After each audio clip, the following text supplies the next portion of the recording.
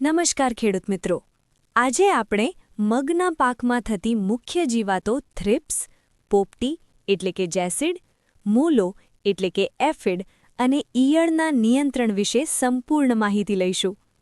મગના પાકમાં થ્રિપ્સ, પોપટી અને મૂલો જેવી ચૂસિયા જીવાતો પાંદડાનો રસ ચૂસે છે, જેના કારણે પાંદડા વળી જાય છે, પીળા પડી જાય છે, છોડની વૃદ્ધિ અટકી જાય છે અને ફૂલ તથા શેંગાનું ઉત્પાદન ઘટી જાય છે. આ ચૂસ્યા જીવાતોના અસરકારક નિયંત્રણ માટે ખેતીવાડી ખાતાની ભલામણ મુજબ થાઇમેથોક્સામ 25 WG પ્રતિ લિટર પાણીમાં 0.25 ગ્રામ દવાની માત્રા રાખીને છંટકાવ કરવો.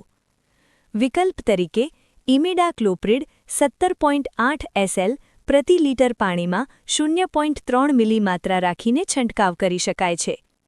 દવા છંટકાવ કરતી વખતે ખાસ ધ્યાન રાખવું કે પાંદડાની નીચેની બાજુ સારી રીતે ભીંજાય, કારણ કે ચૂસિયા જીવાતો મોટાભાગે ત્યાં રહેતી હોય છે.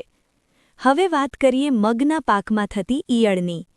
ઈયળ પાંદડા કાપે છે, ફૂલ અને શેંગાને નુકસાન કરે છે, જેના કારણે પાકમાં મોટું નુકસાન થાય છે.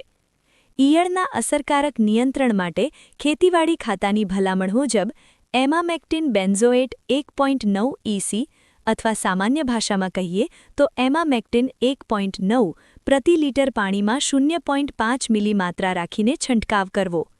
ઈયળને શરૂઆતની અવસ્થામાં જ આ દવાનો છંટકાવ કરવાથી ખૂબ જ સારું પરિણામ મળે છે. છંટકાવ